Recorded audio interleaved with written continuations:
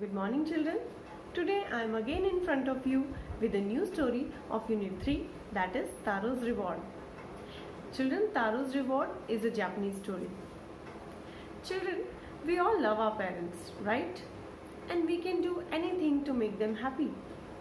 Like you and me, there was a boy, Taro. He also worked very hard to make his parents happy and to fulfill his father's wish, for which Mother Nature rewarded him. How Mother Nature rewarded him and what was the reward? To know this, let's start reading the story. So children, are you ready with your pencil and your notebooks? So please note down some words which I tell you while explaining the story. A young woodcutter named Taro lived with his mother and father on a lonely hillside.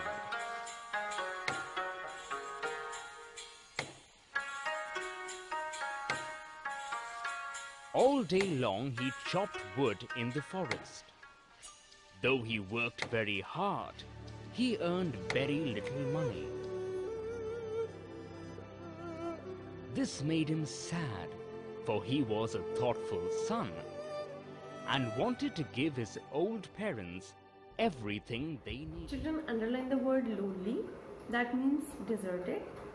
Then underline chopped, that means cut into pieces. Children, Taro was a woodcutter. He earned the money by chopping woods from the jungle. But the money he earned was not at all sufficient for him and for his parents. One evening, when Taro and his parents were sitting in a corner of their hut, a strong wind began to blow. It whistled through the cracks of the hut, and everyone felt very cold. Suddenly, Taro's father said, "I wish I had a cup of sake. It would warm me and do my old heart good." Children, underline the word cracks, that means narrow gaps. Then underline whistled through, that means passed through with a whistling sound. Then underline sake. Sake is a Japanese drink to keep body warm. What happened now? One day it started blowing very cold wind. Taro's parents, who were really very weak and old, they were feeling really cold because of the air or the cold wind passing through the gaps or the cracks of the wooden hut. And in that situation, Taro's father, who was very weak, he wished for sake to keep his body warm. This made Taro sadder than ever, for the heart-warming drink called sake was very expensive. How do I earn more money? He asked himself. How do I get a little sake for my poor old father?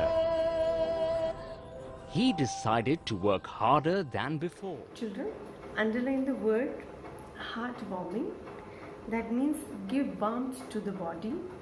Then underline expensive, that means costly. Children, now Taro became very sad because he did not have money to buy expensive sake for his father. So he decided to work harder.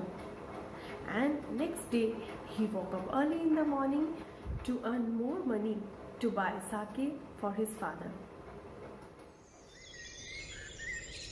Next morning, Taro jumped out of bed earlier than usual and made his way to the forest.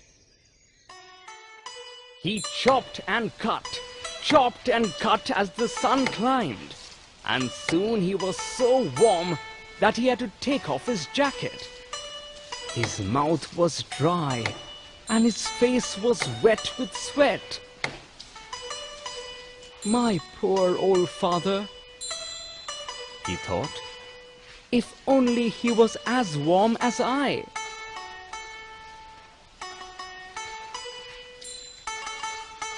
and with that he began to chop even faster, thinking of the extra money he must earn to buy the sake to warm the old man's bones. Then suddenly, Taro stopped chopping. What was that sound he heard? Could it possibly be rushing water? Taro could not remember ever seeing or hearing a rushing stream in that part of the forest. He was thirsty. The axe dropped out of his hands and he ran in the direction of the sound.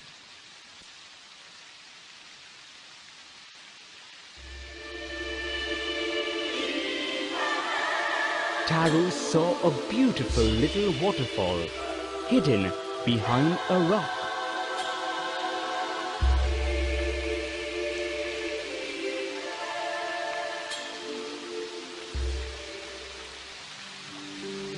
Kneeling at a place where the water flowed quietly, he cupped a little in his hand and put it to his lips.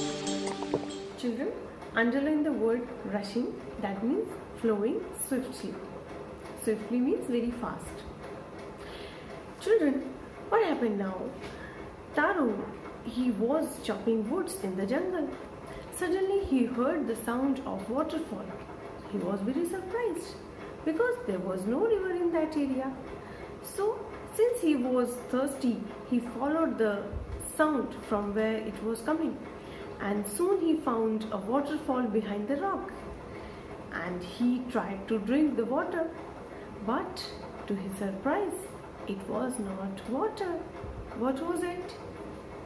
Do you want to know the answer? Yes, I know that you are very curious to know the answer, but I'll tell you the answer in the next session. We'll continue the story. Till then, bye-bye and take care.